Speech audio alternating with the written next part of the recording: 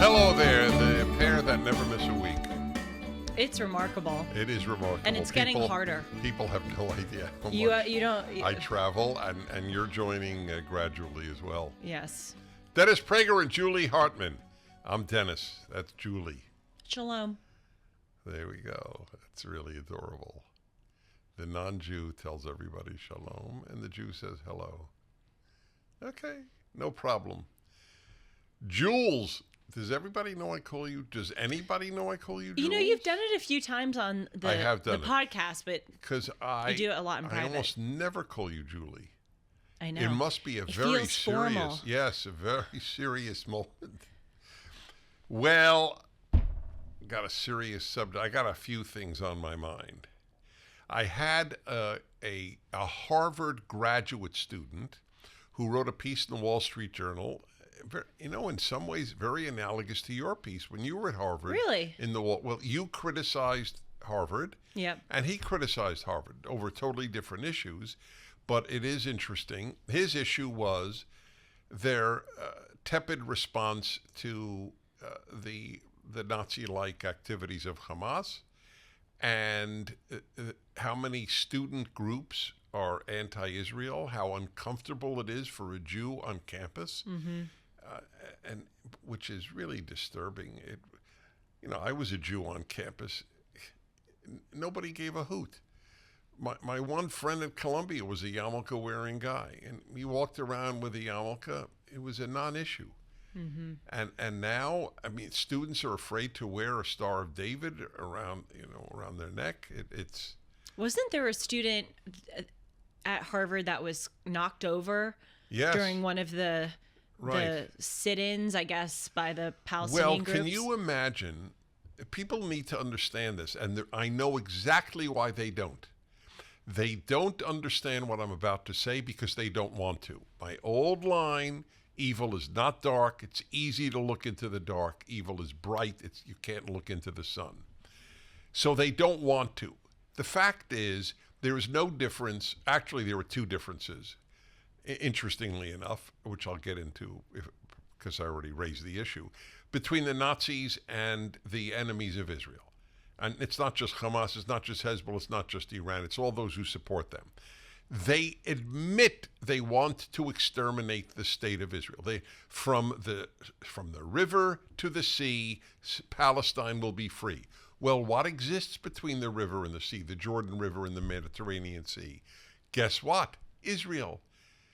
They announced they want to exterminate a state. They actually clearly would exterminate its inhabitants, and yet people don't want to acknowledge it. So my point is, what is it like for a student, not just Harvard, really almost any college, when you know that a certain percentage of your classmates want to murder all your co-religionists in Israel? I can't think of an analogy where if you're a black student and you know that a certain percentage of the kids are pro lynching. It's a strange thing, isn't it? It is. I will say, as horrible as these groups are and as horrible as the petition was, I'm not convinced that every single student who signed that wants to see the extermination of Jews. I think maybe some of them do, but I think more of it is for them. They want to get back the lost land. I don't think that most individual Harvard students are Hamas-like in their wanting to kill Jews. Agreed, but the activists do. I mean, the chant is exterminatory.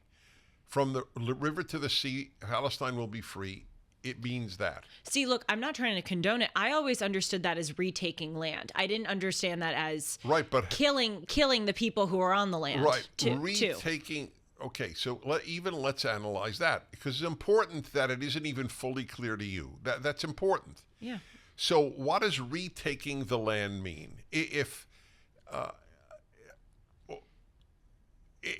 there were any analogous thing, if let's say, but it wouldn't be comparable, but I'll still use it.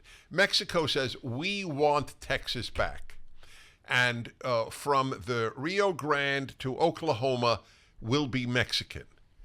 So It does not necessarily entail the killing of all Americans who live in Texas, but it does entail the extinguishing of Texas as a state. Right. It is now incorporated into Mexico. But in this case, it does, October 7th proved, it does entail killing the Jews there. Right. I hear you. I just think that the students who are stupid and who many of them may be more than stupid, many of them may be downright evil, but I think that most of the students want to see the land taken back. I'm not convinced that most of the students want to see Jews be exterminated and killed as the Hamas leaders do. Okay.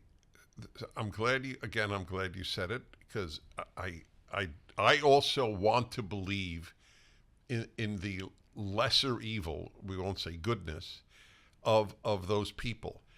But after October 7th, you can't believe that it's only about land. That is definitely true. And that's one of the scary things about the petition, because it would be one thing if, and I'm not saying this is okay, but it would be one thing if, Gaza fired another rocket into Israel and there was kind of this bombardment and people then signed a petition about holding the Israeli regime responsible for the rocket. That would be one thing, and that's not okay either. But to say after we see these videos of Hamas coming in and slaughtering, mutilating, kidnapping, raping innocent civilians, you're right. There's no black and white. This is not about land. I mean, it is black and white. Oh, sorry. Excuse me. Yes, you're right. It is black and white. There are no shades of gray in this. This is not just about land. This is about exterminating Jews. You're absolutely right. So I agree that in the wake of October 7th, these students... You can no longer fool yourself. Yes, and they're saying we hold the Israeli regime responsible for all unfolding violence. This wasn't just like a rocket exchange. This was one group coming in and slaughtering another group. It is black and white. But still, as much as I acknowledge that, and I am not trying to give a hall pass to these individuals... honestly, as the days go on, I'm actually more kind of coming around to, because we debated about this the last Dennis and Julie, whether their names should be exposed. I think their names should be, the more that I read about this. But I don't think that every individual signee really would want to see Jews killed. I don't believe every German wanted to see all Jews killed. Even every German that voted Nazi. But if you supported Hitler after 1939, true. Very true. Okay, all right. So I have a different issue related. I asked this graduate student, this Jewish graduate student at Harvard, who was on my show. It was very interesting. He has a piece in the Wall Street Journal, as I said to you. His name is J.J. Kimchi, or Kimchi, K-I-M-C-H-E. People should look up the article. There was another article by Andy Kessler, who writes for the Wall Street Journal, and I'm seeing this more and more, and I want your reaction. We have raised this, but the context, the ante has been raised. The reputation of the Harvards of the country, and obviously, since you went there, I'm particularly interested. I think. And it's one of the rare times that I know it's dark, but I have an optimistic view. I don't tend to gravitate to optimism about the world. I have a very optimistic personality, but that's not the same thing. I do believe that the name of any university has deteriorated in the recent past. The number of articles of people writing we can no longer support the university.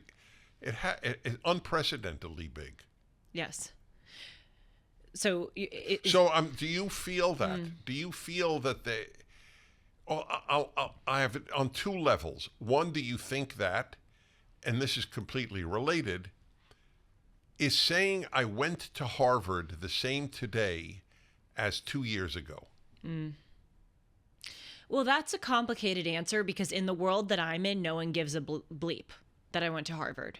I think if I worked at Goldman Sachs or if I worked at Morgan Stanley, they would care. But in this world, this office I'm in, no one cares. And by the way, I think that's great. I don't want them to care because I'm proud of the work I did to get in there. Julie. I'm me. I don't want it to, Correct. Yes. to be my whole identity. But so I just want to acknowledge that factors into my answer. But yes, I do think it has dropped down in prestige because of this.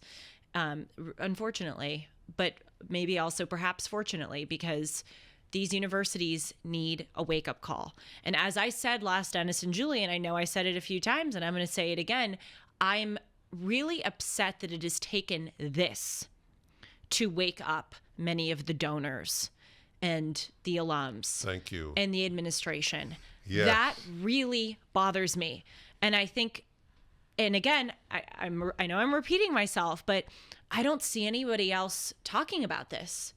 Oh, really? Now, when these students sign this letter condoning Hamas, now you're pulling your money, but you didn't pull your money all the times that they, spread lies about the United States of America, wanted to suppress free speech on college campuses, wanted to inculcate people with gender and race theories. And that was okay. That was okay with you? All black dorms were okay with you. Right. You supported Black Lives Matter. BDS was okay. Yes, it was. You supported Black Lives Matter for 3 years, donated to them, marched with them, put lawn signs in support of them. And then now they post a photo of a Hamas paraglider and you're like, oh my God, Black Lives Matter is so bad. Where the hell have you been, fools?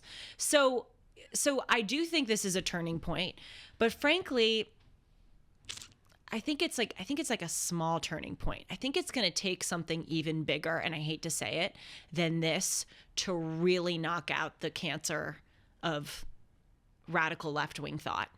I think this is a nice kind of start, but it's not finished. Nothing will knock out the cancer of radical left-wing thought. What might be knocked out is the prestige of going to college and the prestige of prestigious colleges. That's what I'm talking about.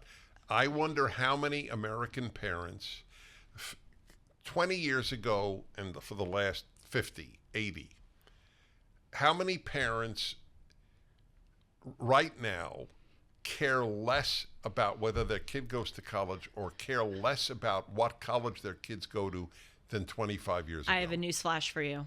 They don't. This has not changed it. The same people who want their kids to go to Harvard are unfazed by this. Now, the reason why I said that's important. Oh, it is. I am convinced of it. Jewish parents as well as non-Jewish parents, they still want their kids to go to these universities. That I'm certain of. That's why I say it's going to take something even bigger to really knock these places down in prestige. And I say this very, regrettably, because I worked my tail off to get into Harvard.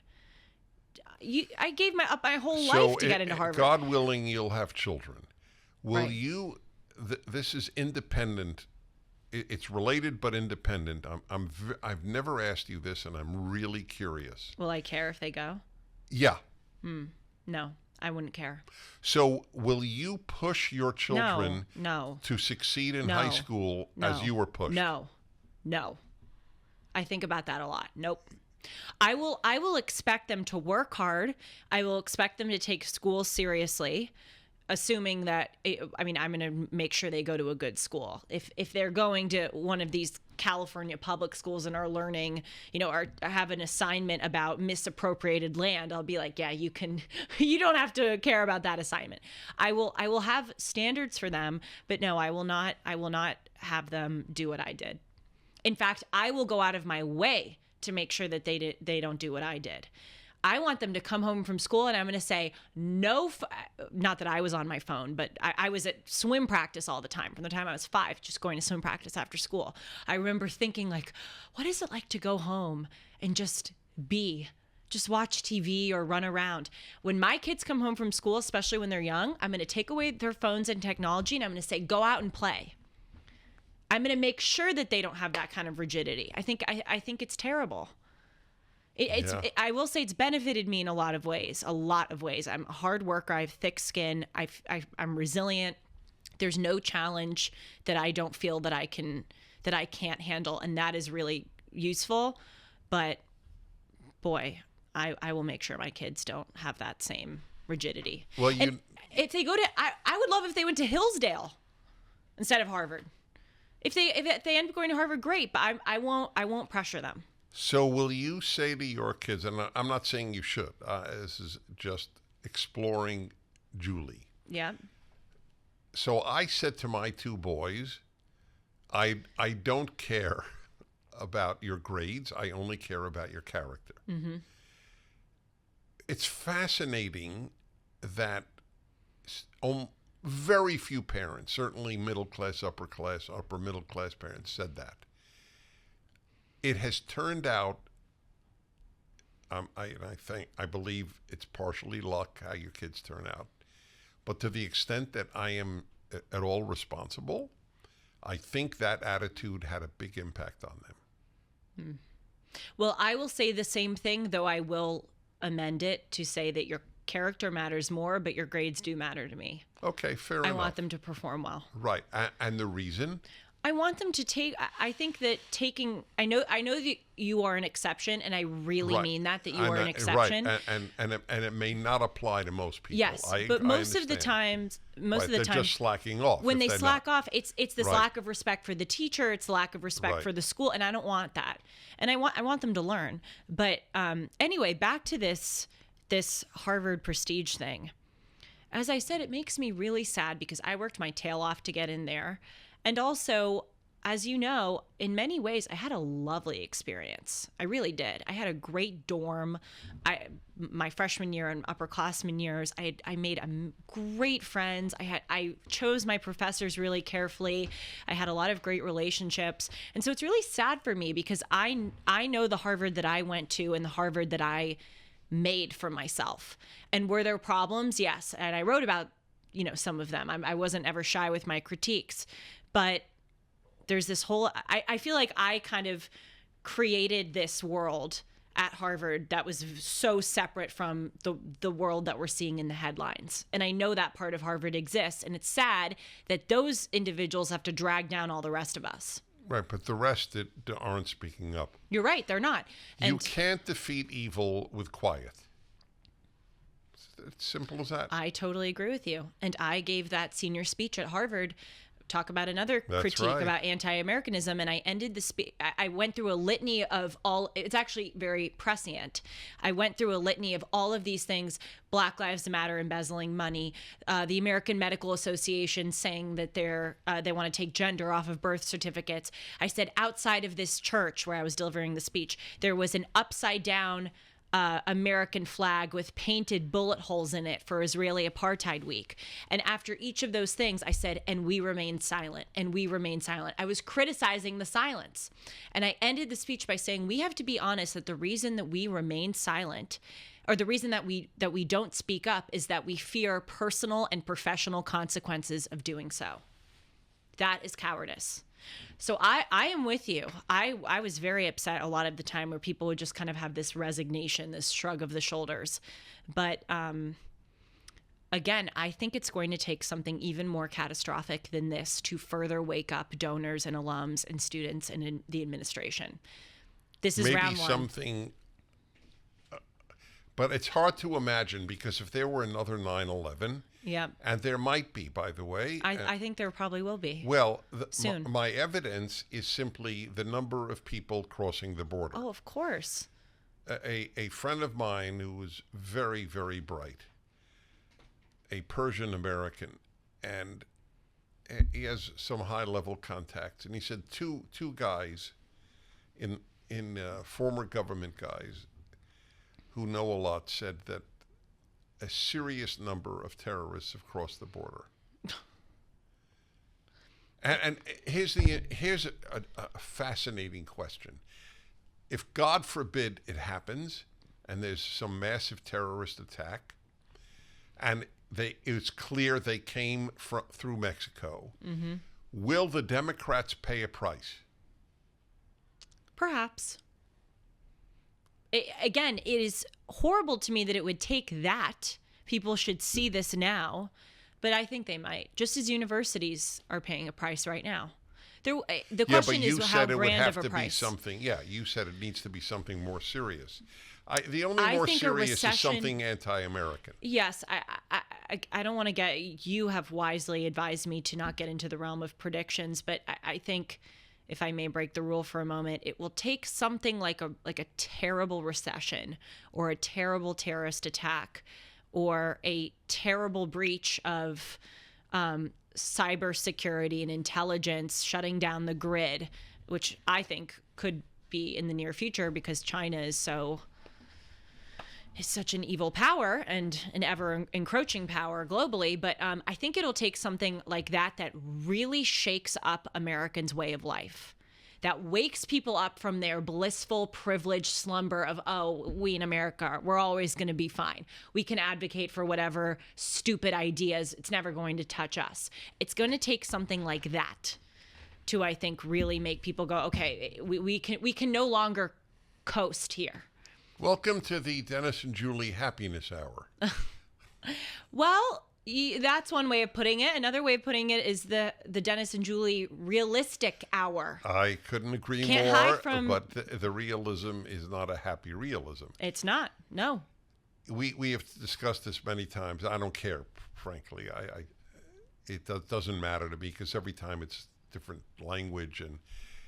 But I really, really do wish that you could have, even in a dream, dream about the America I grew up in. Oh, gosh, I know. So when I look back, I got to tell you, the innocence, the lack of worry about America. You see, it's very hard to imagine something missing. So that we didn't have any of these things, and I didn't grow up rich, or I didn't grow up poor. But as I always say, I could prove I was the middle of the middle class. Do you know? Oh, this you'll love. Do you know that people's income were, in most cases, completely associated with the car they drove? No. And I will tell, this will fascinate you, because I know you so well. So General Motors produced 5 vehicles: Cadillac, Buick, Oldsmobile, Pontiac, Chevrolet. And that is the order of wealth. Oh. So if you were really wealthy, you had a Cadillac. If you were pretty wealthy, you had a Buick. If you were in the middle, you had an Oldsmobile. If you were below middle, you had a Pontiac, and if you were the least income earner, you had a Chevrolet. So my father had an Oldsmobile. That's how I know how middle of the middle class we were. He could not afford a Buick. Forget Cadillac. Right. So anyway. Wow, how different it is today. I see people like rolling up to the mall in a Mercedes, and I'm sorry, but like you have a Mercedes? There's a lot of confusing signals. Well, now, because you can rent. What really cracks me up is when they use a BMW then to rob a store. Well, that's a great example. Yes. So, by the way, did you ever hear of Pontiac? No. Did you ever hear? I was thinking I'm going to Google it. You ever hear of Buick? Yes. And Oldsmobile? No. So Oldsmobile and Pontiac were 2 new names for you.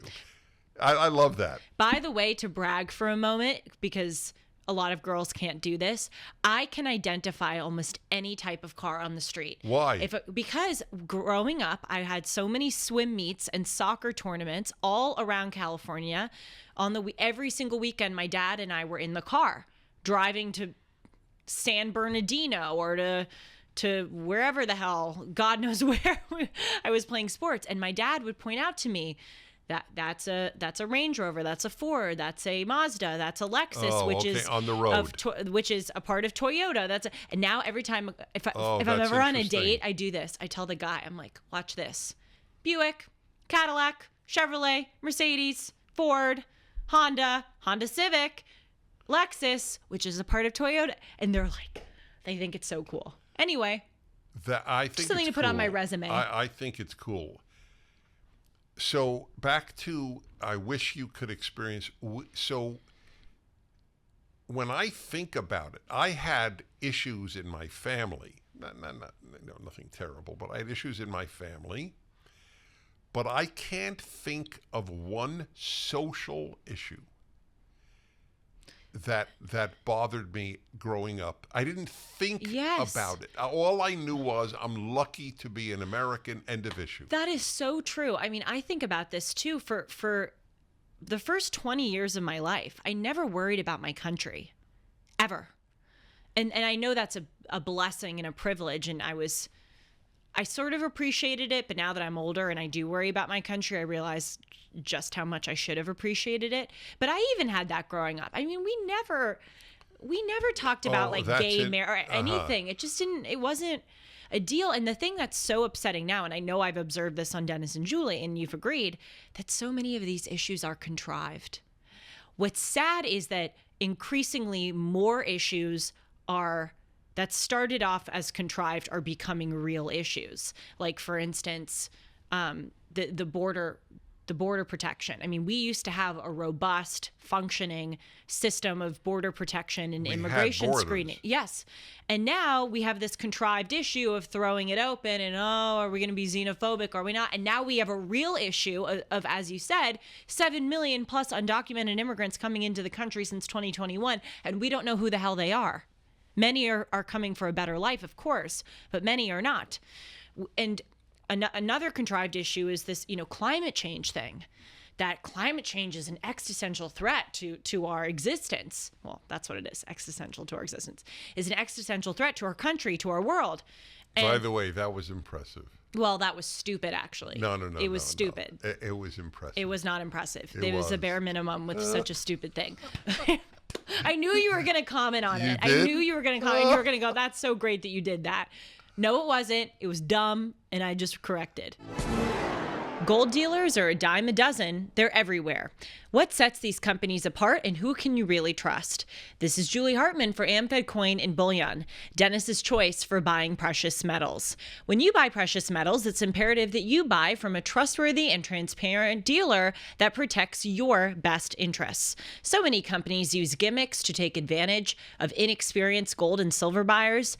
Be cautious of brokers offering free gold and silver, or brokers that want to sell you overpriced collectible coins, claiming that they appreciate more than gold and silver. What about hidden commissions and huge markups? Nick Grovich and his team at AmFed have always had Dennis's back.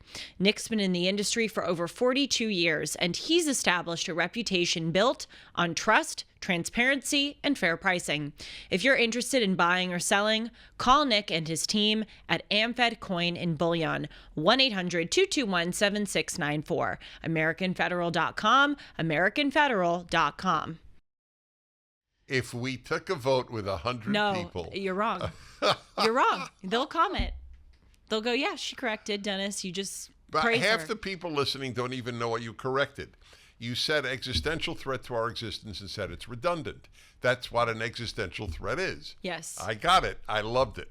Okay, go on. But think about that. Again, it started as contrived. Oh, we got to do all this new green energy stuff. And now it's becoming a real issue where we are seeing states banning the sale of electric-powered vehicles by 2035. You mean banning the sale of gas power? See, I'm just messing up today. Moving off of the electric grid, trying to support this green new energy policy, stopping drilling, all of these issues that weren't issues. We didn't have problems. They made them into problems, and now they really are problems. That's the sad thing, and that is what makes the United States unique.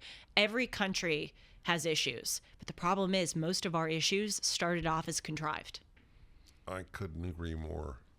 You feel your first 20 years, which is absolutely were blissful vis-a-vis America. Yes. Really? Yes. That's so interesting. Totally. I think the decline happened during that period, but it doesn't matter. I'm just it's interesting. By the way, you often, we have never explored this, and I didn't explore this much with you privately, and that is your swimming background. So I think people should know, including me, So I have a lot of basic questions. A, how high did you get? What were you on? Were you the captain of your high school team? Yes. You were. Mm-hmm. And what was your stroke? Is that the proper Freestyle. question? Freestyle. Hey, I have a few. This fascinates me. How often did you practice? 5 days a week. What time of day? Afternoon, 3 to 5 p.m. And then sometimes morning practices on Saturday mornings. Oh, really? Yes. And where did you go to practice? Well, it varied. I did club swimming, and then I did school swimming. So either at Are the club. these Olympic-sized pools you did it? Yes. Yes. All the competition is in an Olympic-sized pool. Most, Okay. but yes. What age did you start? 5. Why? My parents enrolled me. They wanted me, and I don't blame them for this, but they wanted me to learn how to swim. And it's an incredibly useful skill to have, A, for your safety, and B, living in Southern California. And I got really good at it really fast. Oh, so that's what happened. Yeah, Did you enjoy it at the age of 7? Hated it. I hated Wait, it so much. You got so this this is how my You mind may works. find this. I don't know if the audience will find this to be interesting. We have to talk about that. I know what people find interesting, and I will talk to you about that in a moment. But I had another question. This is, by the way, it plays into your question, because what I do is I take the specifics and I draw giant conclusions. Yes. Because otherwise, it isn't of interest to me if I can't make sense of life better. Mm-hmm. It's not just that I'm interested in Julie the swimmer. I think that they're... So here's a fascinating question. Overwhelmingly, people associate being good at loving the thing. I despised it. Okay, so this is a fascinating, not common thing to be gifted in something and hate it. It's somewhat like a guy I know who hated his dog. It can happen. Are you talking about yourself? No, not at all. I love my dogs, or I like them a lot. Yeah, you like them. So I never hated any of my dogs, even Cuckoo, who's not. Cuckoo is right. But anyway, no, this is very interesting, because we often think, and I think it's correct, but maybe it's not. If you love what you do, if you are great at what you do, you will love it. It's hard to imagine a gifted pianist saying, the truth is, I hate piano playing. Right? Yes. Well, I will say this: I liked the swim meets. They were both when we would compete, because you only had 4 events, which means you were only in the water for probably 5 minutes total, and you could cheer other people on. And I always kind of liked the adrenaline. And frankly, I'm sorry if this sounds awful, I won almost every time, and so that was fun. Winning was fun, but the practices were dreadful. I despised them. And interestingly, this is where I'll take a specific and then mushroom it to a larger point. I had really abusive coaches, like truly abusive, male and female, who would scream at us in the pool, scream so loud I would see their veins bulging out of their necks. Hartman, you need to go fast. You gotta go faster. You didn't hit the time. Like just so throwing the clipboard. I mean, because they give you these sets where you do 5 200s on this time, and half of it is butterfly, half of it is backstroke, and then you had to like memorize it all in your head, and they'd repeat it once, and then you'd go do it. And if you messed up, you know what they would have you do? They would either have you do a sprint butterfly for 20 laps, which is really hard, or they would have you stand out of the pool and stand in streamline. I would do it, but my shirt. What does that mean in streamline? I would do it, but I can't today because of this shirt. But you put your hands above your head, and you like kind of squeeze your arms together. For how long? Oh, we would be standing out there for like 10 minutes. So it's a punishment. Yeah. And it was humiliating. It was, you're in a swimsuit, you're a young girl, and you would be standing in streamline out in the cold at night for messing up the set. And then they'd yell at you. And it was just, it was really abusive. I'll say this to you, and then I'll shut up and let you analyze. But I want to make two things really clear. Number one, my parents didn't know a lot of how bad the coaches were. I don't want people listening to be like, why did your parents keep you in this? I want to protect them. And they deserve I'm not just blindly protecting them. I didn't really tell them. It wasn't, I wasn't being physically abused. It wasn't terrible, but it was bad. I didn't tell them because I just kind of thought that's normal, and I didn't want to come off as a wimp. And I think had they known, they probably would have pulled me out. So that's the first thing I want to make clear. The second thing is I'm strangely grateful for it. I'm strangely grateful for all my crazy coaches, especially when I was really young. It was awful. I would cry in my goggles. It was humiliating. It was terrible. But there is no doubt that my swimming background, both as an adolescent and as, a teenager, has laid the groundwork for what I'm doing right now. Because I can take heat. I can take criticism. I can take competition. I can take pressure. I mean, when I was launching Timeless and we were going live, I'm like, oh my God, this is so stressful. I'm 22 years old. I don't know what I'm doing, but I feel that I can handle this job that I'm in because of my swimming. So anyway, I didn't want to just play the violin and have pity. Well, so you now have answered your own original objection. Will people find this interesting? This is fascinating. Interesting. Okay. Well, no, it's not fascinating. The details of the breaststroke or the backstroke. Right. That's irrelevant, and I didn't ask about that. The fact that you regard your abusive coaches in the final analysis as having played a positive role, yes, I couldn't agree with you more. Yeah. You are far more hurt by coddling than by toughness, even unfair toughness. I had that. And there is no question that has helped me be able to take all the crap that I have to take. Mm-hmm. I am attacked daily in the national media, daily. Mm-hmm. And I'm finishing my tuna sandwich as I read it. Yes. It's so true. It doesn't surprise me that you also had that, because in order to do this, especially at your level, hopefully I'll be at your level someday, but to do this, there needs to be like some kind of grit that you have developed. That's right. As a child. I'm going to tell you my favorite. Do you know my story about my basketball coach? Yes. The Prager's like, he's the worst, but he's tall. Yeah. Well, close. Well, that was so in a nutshell, the only reason I made my school varsity basketball team in high school was because I was the tallest kid in the school. It was a Jewish school. Jews aren't 6'4", okay? Especially a generation ago, and especially in high school.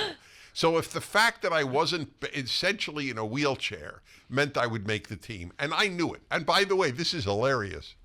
I hated basketball. I loved racket sports, racquetball, tennis, squash. I loved them. But I still don't like basketball. I don't like to play it. I don't even like to watch it. Okay, it's not here or there. It's a matter of taste. But it's the only team they had in sports. They didn't have a baseball team. They didn't have a football team. Nothing. So anyway, I made the team. And on the last day of the cuts, the coach looks at the team. He goes, Prager made the team. We really scraped the bottom of the barrel. And in front of the kids. And I remember thinking, do you know my reaction? He's right. He's yes, right. I was 16 years old. And I remember vividly my reaction. This man is an a-hole. I use the word in my brain for saying that. But he's 100% right. Yep. And that's good. There was no, you're great, Dennis. Oh my God, we're gonna go far with you. You're the man. Yes, and you know what? There were times when I messed up a set, and I got screamed at. I would also think, you know what? I deserve this. But there were also times when, a lot of the times when we'd have to stand outside doing Streamline, the whole team was being punished because one guy messed up, and it was this kind of like collective. No, they must have done mean things and wrong things. Yes, and so God. that raises another interesting question. if I were the coach of some team, I couldn't be like that. I could never be like. I How know. could you So scream okay, at right. 6-year-olds? So here's the question: does that profession draw a certain type? Oh yeah. Oh, I could write a book on this one. I have had so many coaches in my day, and by the way, I've had great coaches in addition to terrible coaches. But yes, it's a certain type. I think a lot of coaches, and I say this with respect. Again, I've had great coaches who have shaped my character, shaped me in many ways. But I think a lot of coaches go into that profession because sort of for similar reasons that someone goes to work at the DMV. Power. They want to have their moment of being able to make your day or ruin your day. I agree with you. And my analogy was not DMV. My analogy was prison guards. Yep, I think there want are that undoubtedly power. wonderful people in the profession, but a lot are not. And the utter, unquestioned authority they have over people, most human beings do not have over anyone. Mm-hmm. What a prison guard does over prisoners. Which, by the way, now do you take back your worry about this not being interesting? All right, I take it back. No, this is, I'll tell you, I said I would get back to this, then I want to go to the power issue.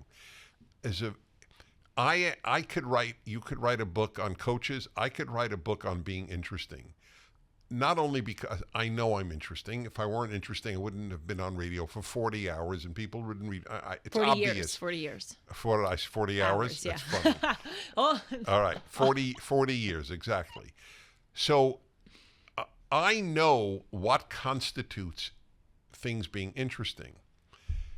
And here, this is very good for you and everybody listening to know this. And I'll tell you how I learned it. Do you know this about me? That when I went on boring dates when I was single, yes, how I made them interesting. Yes, you figure out why they're boring. That's right. It actually made boring dates. I do that too. Fascinating. Of course, I interrogate them. Right. Oh no, but the boring ones. Yeah, well, that's because they're not interrogating you. That's one of the. It's the irony. So I really learned what rendered people boring. There were a number of items, and I won't get into that now, but one of the items was they had no passions. And what renders a person interesting, one of the things, not the only, is passion. And I have the perfect example. A man named Leon Kaplan, who's, thank God, is still with us. He had a program on my former station, ABC Radio in LA. He was a nationally syndicated program on cars. My interest in cars is zero. If it gets me from A to B, I'm a fan of that car, okay? I never subscribe to Motor Trend or Car and Driver, and I subscribe to everything. Okay, I have no interest in cars. I always listen to his show. I mean, the guy would talk about fixing your carburetor. What the hell do I care? But he had passion. Mm. He was so passionate about his love of cars, it was infectious.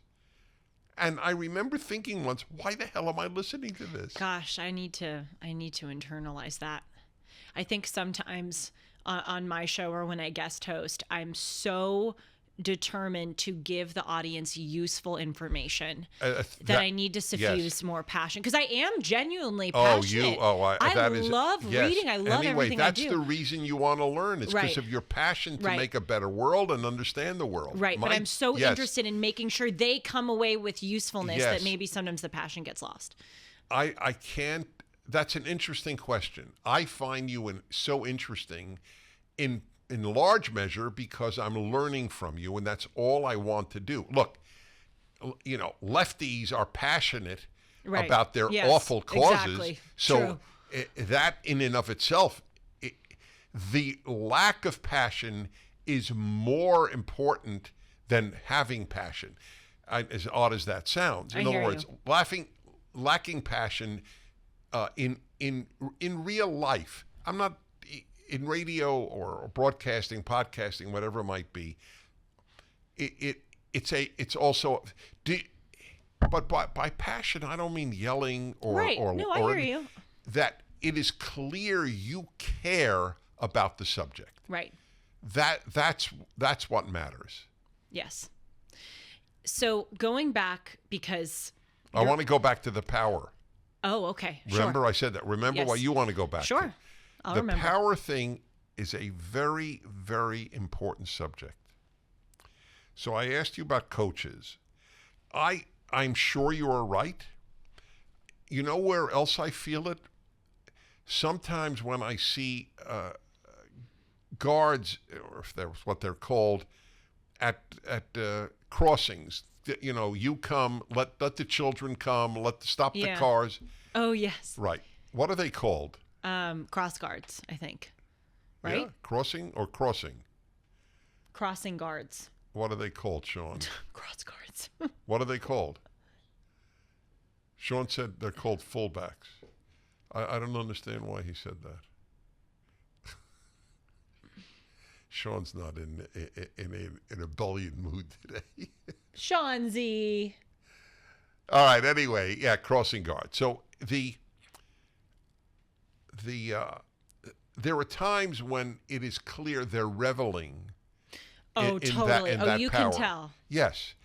Now, I'm not knocking them even. All I'm saying is there must be some urge in a lot of humans to have power over other humans. Mm-hmm. And here is the key point I want to make. In some of us, I don't think that exists. I have zero desire to have power over anyone. Me too. I'm sorry to sound predictable, because I usually agree with you and because we're so similar, but me too. I've never really desired that. I do desire influence over people. That's completely, but never power. Yes, right. Honestly. So I don't think we're alone, by the way. I think we represent a fair percentage of people. So this is a huge point that I've thought about. All leftists, all by definition, and I'll explain that, want power over others. It is a defining element of all leftism. The proof, they want bigger and bigger government. Our motto, the non-leftist motto, is leave me alone. Right. I don't want power over you, and I don't want you to have power over me. Have a nice day. Yes. It's a huge issue. Well, that's the pronoun stuff. I mean, a lot of it is a lust for power. Are there some people who genuinely think it is the compassionate thing to do to have everyone go around a circle and say their pronouns? Yes. But I think it's like they want a gotcha moment. They want an opportunity to proselytize you, to make demands of you, to affirm their moral superiority. And I think it's like they want to snap and have you jump. That's what all this social justice crap. Right. I mean, I saw it during Black Lives Matter on social media. I mean, you saw it too, but I'm saying I saw it on this particular forum after George Floyd died. All of these, mostly black people, I will say, but also white people, but I tell the truth, even when it's uncomfortable, mostly black people on social media would say, if I don't see you posting black squares, if I don't see you giving the Venmo receipt of your donations to BLM, if I don't see you standing up and condemning, Derek Chauvin, I'm going to expose you. I'm going to put your name on my Instagram story. I'm going to, I'm going to unfollow you. I'm going to this. And then you saw all these like white people like, oh my God, I don't want to be called a racist. I don't want to be this. And they would all like, jump however high people wanted them to jump.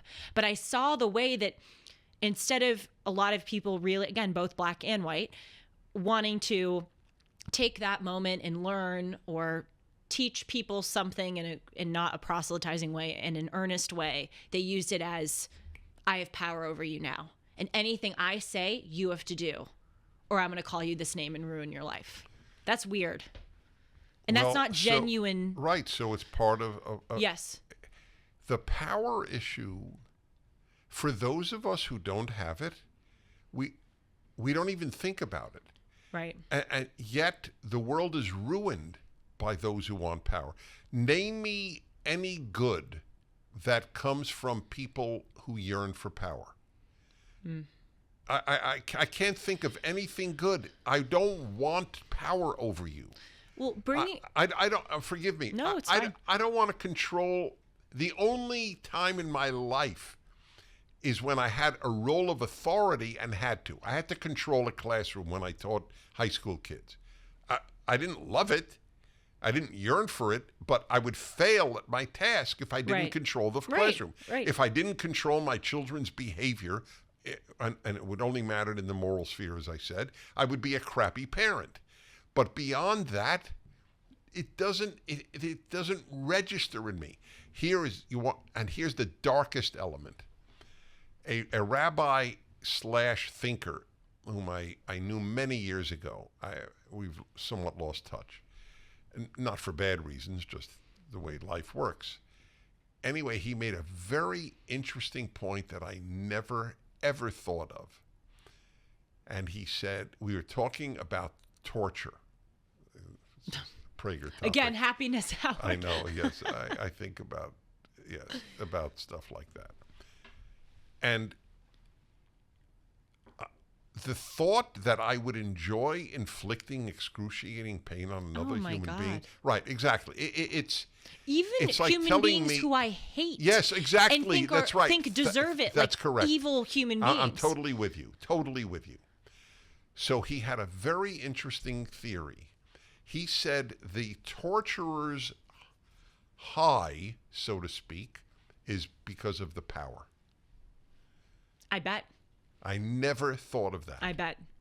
That's how powerful the yearning for power could be, how powerful and awful it can be. But again, I just want people to understand that is the defining element of leftism. Mm-hmm. I will tell you how much, this is their dream. I will tell you what temperature you can keep your house. Yes. I will tell you when you can drive your car. You know, it's interesting. I remember being 6, 7, 8 years old and having those coaches screaming at me and thinking, this is effed up. I'm too young for them to be. That's right. And it was so interesting. That's being a great 6 point. And yes. thinking, I'm 6 and you're 35. Yes, right. Why are you screaming at me? Why is this fun for you? And it was this kind of, it's actually kind of cathartic for me to talk about this because as I get older, to be honest, for a lot of years, I really resented my swimming time. And when I would talk about it, I never cry, but I would feel the tears kind of going up to my face because I would just remember really, really bad moments. But now that I'm older, and especially now that I'm in this job, as I said, I see how much those difficult moments made me who I am. And it's a great blessing, really, because I sideswipe a lot of potentially difficult moments that would have crushed me now, but now I have the resilience to handle them because I endured them all those years ago. But still, that doesn't negate the fact that I was 6 thinking this is strange. This person has a bizarre desire to. That is fascinating. That you had that perspective. I remember thinking, why are you so angry at me? And I rarely messed up, a set, but there would be especially boys at 8 years old who would, try to dunk each other in the water, or just put water into their mouth and try to make like a water fountain rainbow thing. They were just stupid little boys. And our coach would scream and throw the clipboard and have us stand outside in the cold because of those boys. And I just remember thinking, why does it so incense you that kids are being kids? Oh, you thought why that? Do you care? No, that's. This is bizarre. This is really weird. That means you were self-aware at a very early age. But quickly, I want to outline just briefly how that experience has shaped me, because maybe I will have my kids play sport. I don't know. I'm sort of changing my mind here on the air because I'm realizing how much it helped me. The screaming. Now when people comment mean things, I had these girls, I think I said it on Dennis and Julia, I had these girls from my high school who I was once friendly with comment on my Instagram that I'm evil and I'm mentally ill and I'm spreading misinformation about minorities. A lot of people, that would break them. I just shrug it off. I'm like, I had grown men screaming at me from the time that I was 5. I can handle some little twerps. And women, right. I can handle some little twerps. You know, you learn how to stand up for yourself. I remember having a conversation with my soccer coach when I was 10 saying, you're too mean. I pulled her aside and I said, you are way too mean to us. There's a way to get across what you want without being so cruel. You learn, even in swimming is such an individual sport. I remember standing up on the block. It's all you in your lane. You've got to prove yourself. Talk about pressure, and they're going, take your marks, and you're literally on an elevated platform about to dive into the water. You learn how to take the heat. You learn how to take eyes on you. Getting up in the morning is nothing to me now because I had to get up at like 4 a.m. from the time that I was little to go play sports. Being exhausted, I know how to power through. Just so many things, and especially for this particular career, which is so much pressure, requires so much resilience and a strong core. I would not be me without that bad experience. Mike Lindell has a passion to help you get the best sleep of your life. He didn't stop at the pillow. He also created the Giza Dream bed sheets. These sheets look and feel great, which means an even better night's sleep, which is crucial for our overall health. Mike found the world's best cotton called a Giza. It's ultra soft and breathable, but extremely durable. Mike's latest deal is the sale of the year. For a limited time, you'll receive 50% off of the Giza Dream sheets. Marking price is down as low as $29.98, depending on the size. Go to mypillow.com and click on the radio podcast square and use the promo code Hartman. There you'll find not only this great offer, but also deep discounts on all MyPillow products, including the MyPillow 2.0 mattress topper, MyPillow kitchen towel sets, and a lot more. Call 1-800-566-6745 or go to mypillow.com and use the promo code Hartman. And it's important to talk about because we live in this culture today where I think my coaches when I was young were too abusive. But something... Right. This extreme is worse than that extreme. Yes, exactly. We now live in an extreme... Oh, you're terrific. You're a hero. Yes. You know, it doesn't matter whether you win or lose. In sports, that's what matters. Yes. I'm sorry. It is what matters. Yep. That's the point of the game, is to win.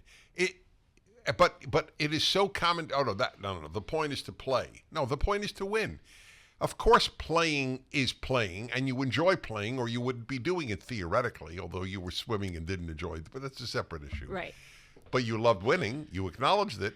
And you yes, said that I now. loved winning. And I played water polo, which it was another thing that helped me hugely. Because do you know how physical water polo is? I do. And that's why whenever I see water polo players, they look like mountains. Yep. Oh, I know. They claw you. They grab. They kick. I got kicked in the gut so many times. And you know what you learn? You can't go, ref. The girl just kicked me in the gut. You know what you do? You swim after her and you kick her in the gut. Damn it! Like you just learn to be tough. Maybe that's the reason. I may have said this to you. I keep saying that, so I shouldn't say it so often. It's irrelevant to everybody else if I said it to you. But I remember speaking at Stanford quite a number of years ago. The Hoover Institution brought me in for a week to give lectures and That's to broadcast. Very prestigious. Wow. It was? Oh, my God. The Hoover Institute. Okay, good. I'm glad. All right. No, I met some wonderful people there. But it's not here or there. The only reason I'm mentioning it, although thank you for noting that, is that of all the people I interviewed, of the professors and students, the only conservatives, and I had no idea, was an ex post facto realization, were the members of the sports teams. Yes, that was the same thing at Harvard. The athletes were the only conservatives. It's the same thing at Harvard. All of the teams loved me. When I did the Wall Street Journal article, the lacrosse team, they high-fived me down the street. I did not know that. Yes. That's fascinating. A lot of them were a part of this final club, and there was a party like 2 days after I published that article at the final club. And Harvard is so weird because they have these listed parties, which is this whole conversation unto itself. But I wasn't on the list of the party. And this guy, this athlete, I think it maybe was on the like hockey team or something, he was at the front door. And I said, "Oh, I'm Julie Hartman. I'm not on the list." And he goes, You're the Harvard students are COVID sheep girl. Come on in. High five to me. No kidding. Yeah, and then he went, guys, this is the Harvard students are COVID sheep girl. Oh, they all loved it. Yeah, they were all conservative. I said what they wanted to say. I love that story. I know. The Harvard I know. COVID Yes. sheep girl. Yeah, that was my... No, I hope everybody, you wrote an article while at Harvard that your fellow students were sheep. Yes, in the Yes. front, the main thing of the Wall Street Journal. Yes. And the sports teams saluted They loved you. me. They Well, loved yes, me. because in sports, Even the girls' there's teams. no coddling in sports. Exactly. You win or you lose. End Yes. of issue. Yes. And you know, where you actually alerted And me. there's no affirmative action. Totally. Yes, and there's no, I mean, even thinking about water polo, it's kind of amazing to me because we live in this culture where words can so offend and debilitate and tear people down. And then I think I kind of want to go to a high school water polo game to see if they still allow the stuff that I had to go through when I played water polo. Because as I said, you have no idea how physical it gets. And people break the rules all the time because you can't see under the water. That's right, of course. They will go out of their way to inflict physical pain on you. Wow. And you just expected that. And you had to deal with it. So you see this. Now do you take back? I take it back. Thank you. I do. I take it back. So here's another realization from this discussion. I mean, or another illustration. I've realized this, but I realize it even more now. I have said for years, tough parents are much better than hugging, loving. I'm not saying you shouldn't love or hug your kids. I was a lover and a hugger. But tough parents are more important. Not abusive. Right. I always you have to add this for the I know, all for these, the fools all these who caveats. don't understand Yes. what you're talking about. And here's a fascinating, you will love this because you have even been moved by this story of my wife, whom you know well. When she was 20 and a waitress in LA, the manager on occasion would grab her breasts. She would take his hands off her breast and continue serving the meal, tell the guy, buzz off or whatever it was. And that was it. She wasn't traumatized. She didn't go to court. She didn't accuse him of sexual aggression. And my wife is as tough as nails. Yes. But do you know why? I'm putting two and two together. She had very tough parents. And I had tough parents, not abusive, but tough. Right. And the coaches. And the coaches, and yes. I had tough parents. I mean, my parents growing up, and they're wonderful parents. They were never ever abusive to me, not one time. But they would not hesitate to yell at me when I did something wrong. I have a friend. They gave me time out. They would. That's right. I have a friend. You're home at a certain time. Who's a wonderful human being. I'll just leave it at that, so nobody knows who I'm talking about. But I know him very well, and know him long. His parents were only loving. Oh. And he did not become a fighter. And he's a wonderful human being with wonderful values. But he doesn't want to take the arrows of the world. They didn't prepare him for the world's arrows. Boy, this is so interesting that we started off this conversation by your asking me how I would raise my kids. Because I do want, and I said I want to, exact standards, but and as you heard, I sort of had more of this idea that I'd give them a more relaxed upbringing than the one I had. Now I'm changing your mind. I don't know anymore. See, it's an interesting question. I was hard on my kids, but admittedly only in the ethical realm.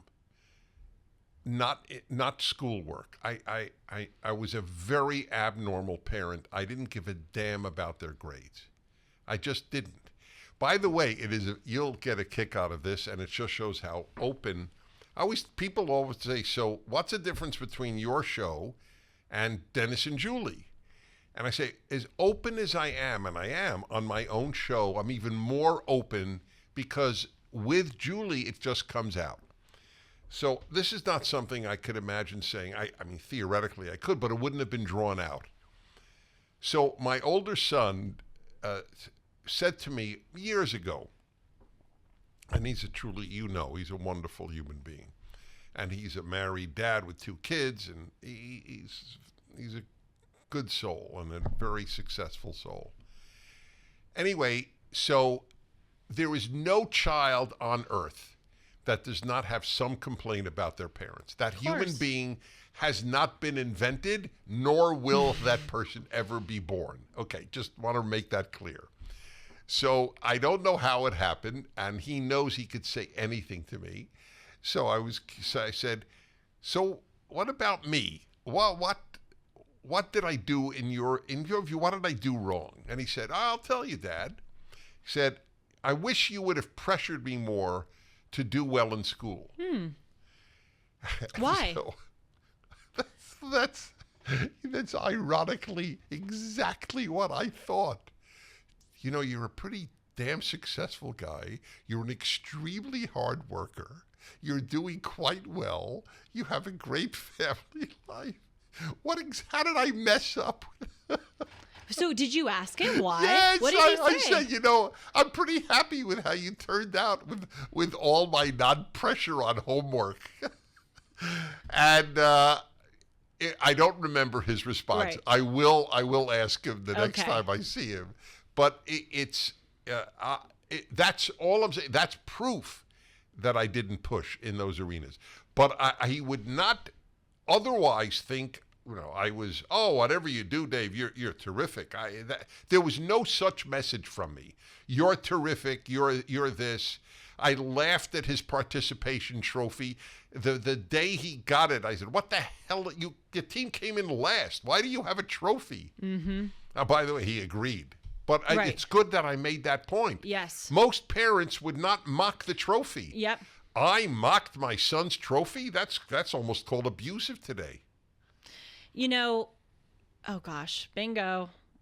This shows how relaxed we are. Yes, totally it does. went right out of my brain. And that we get so into the subject on hand. I wish you would remember.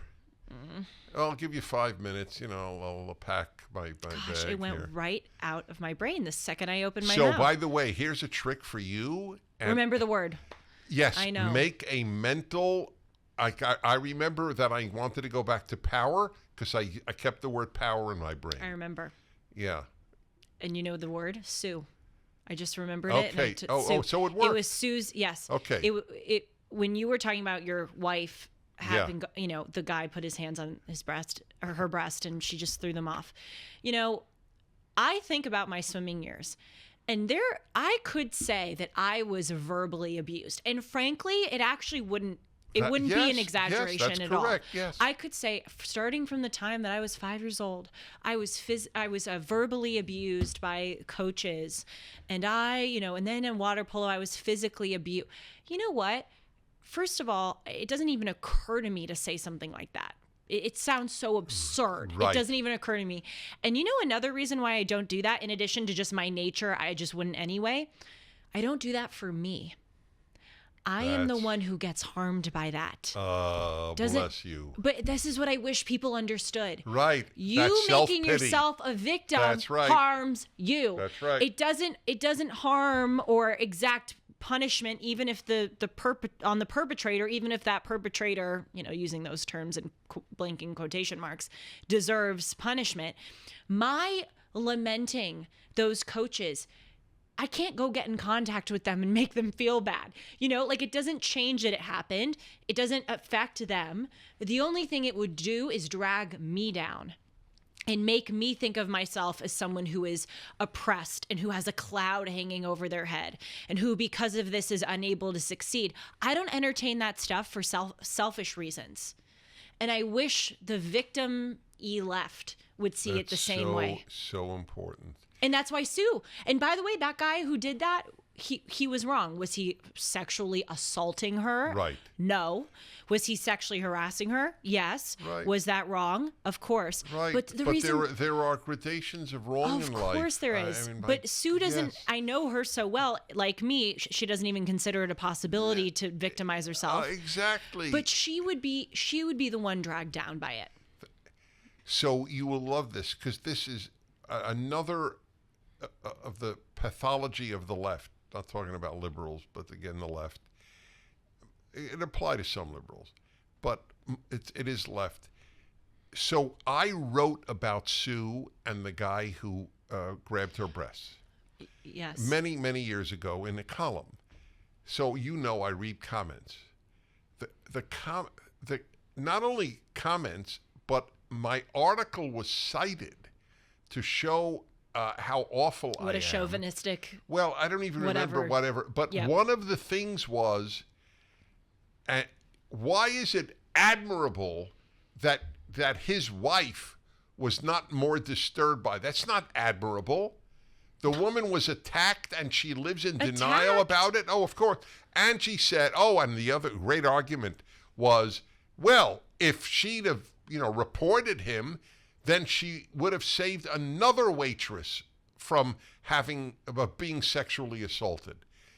So, in other words, there is by really being disturbed by what is essentially an inconsequential act. By the way, let me just say as a man, A, I never did that. B, I could not even imagine doing it. And C, it's just uncouth and wrong. You're a bore, B-O-O-R. Nevertheless, in the realm of life's evils, it is really, really low. Yes.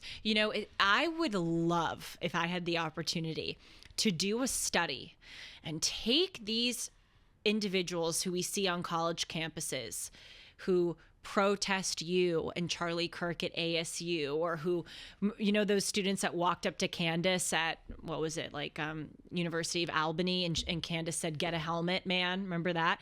I would love to take a random sampling of 100 of those individuals and just ask them some questions. Did you ever play a sport? Did you ever have a teacher or a coach treat you unfairly? Of course, they'd probably say, yes, the teacher took a point off because I did, they would make something up. But I would really want to understand, have you ever really had a tough experience in your life? I would suspect that a lot of them haven't. Well, tough in the sense of, quote unquote, somewhat mistreated. Yes, like truly Everybody being treated tough, unjustly. Yes, say, yeah. No, a parent dies, of course, or no, anything, money right. problems. Yeah, I get right. that, but thank you for clarifying. You're right. Have you ever had an experience in your life where you really felt you were treated unfairly, and did you move on? So to put this all together, you'll get another fun insight here. Remember, I said I hate having power over others, and I want no one to have power over me. Just God, if you really push it. And my ache, my built-in loathing of being controlled is part of why I always hated communism. And I know for a fact, to the best of one's ability to know something that didn't happen, I know, because I went to communist countries a lot, I know that I would have spent my life either in a gulag, if I lived under a communist regime, or I would have been killed. I could not have kept quiet at a society of lies and control of the individual. Do you know, you'll get a kick out of this. I rented a car in the Soviet Union, one of my trips there. And the company was incredibly poorly run. They didn't know what the hell they were doing. And they screwed up on something. And I speak Russian, not fluent, but I speak Russian. And I yelled at them. I actually, and I don't yell often at people. No, you don't. But I was so annoyed with their incompetence, and I yelled at them, and I actually said, now you're the only rental company, because this is a communist country. So no one can go to another company because you screwed up. Now you know why I believe in capitalism. You can go to another company. Wow. How did And- they? That was gutsy of you to do. I know. You could have been punished Well, for that. theoretically, but I had an American passport. It wasn't that courageous, but it was gutsy.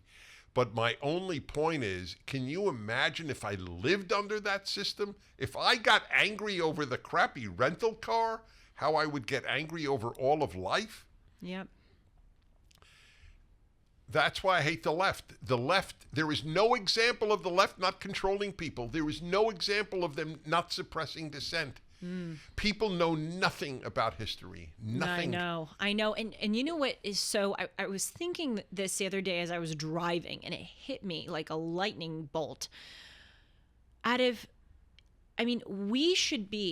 We in 2023 and we in America in 2023 should be the most enlightened, well-read, wise people to ever grace God's green earth, because we are the beneficiaries of centuries and centuries and centuries of human existence before us that we can look back and learn from.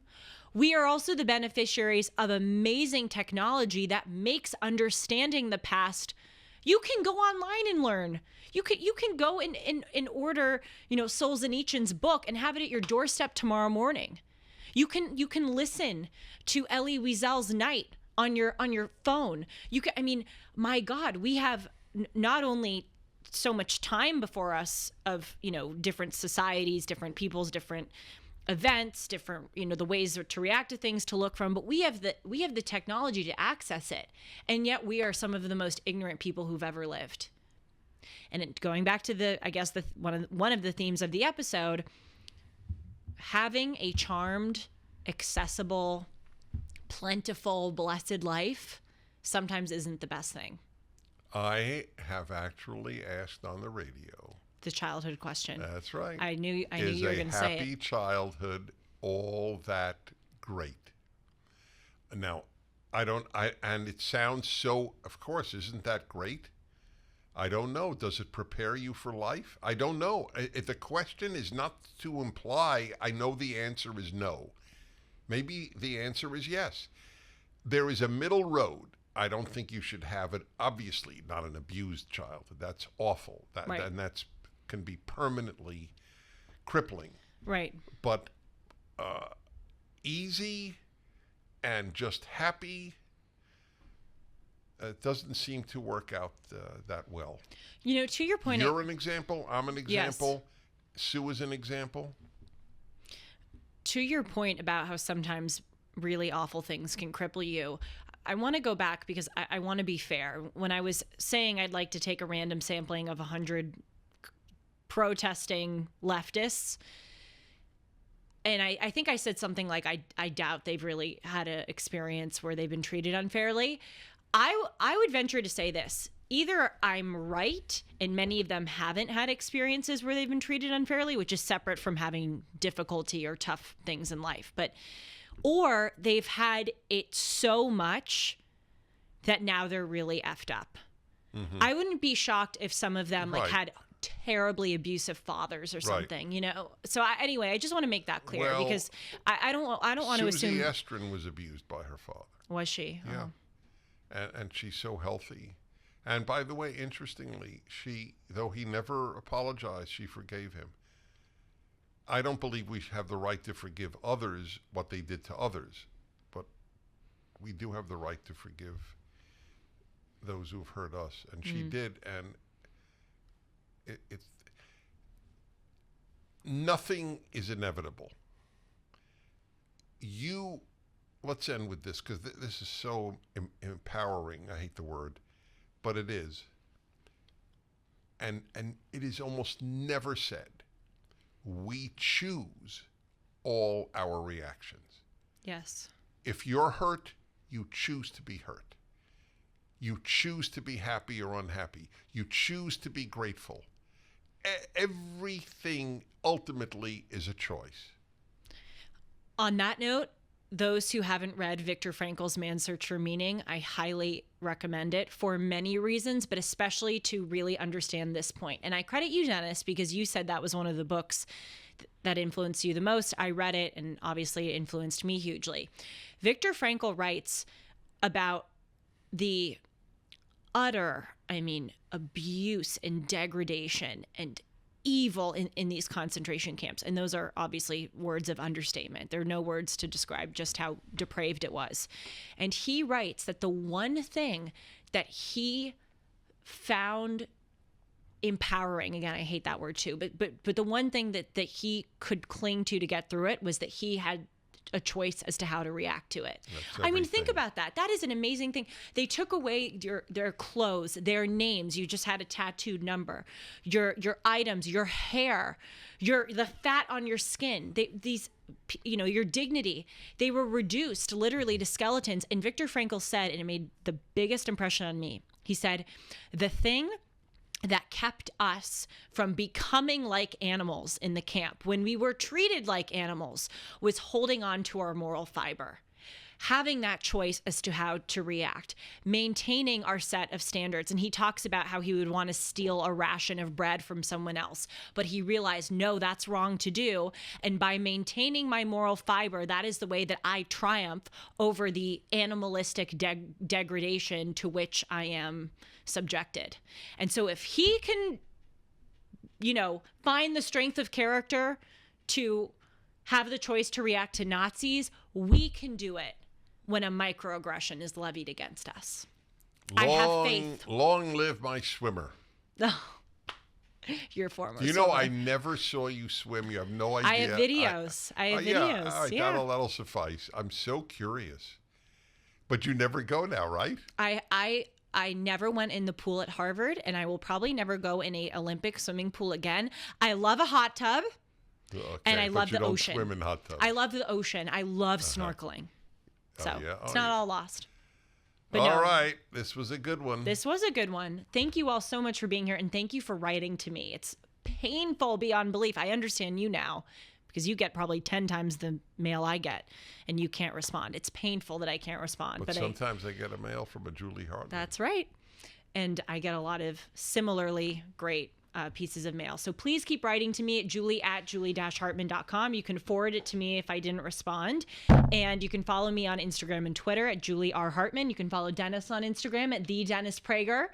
And we'll see you back here every Monday for Dennis and Julie at 1 o'clock Pacific, 4 o'clock Eastern on the Julie Hartman YouTube channel. But before we go, I need to bang my microphone one more time. Okay. I don't even notice when you do it anymore. He does. Shalom. He rolls his eyes. See, I Bye, can't see that. everybody.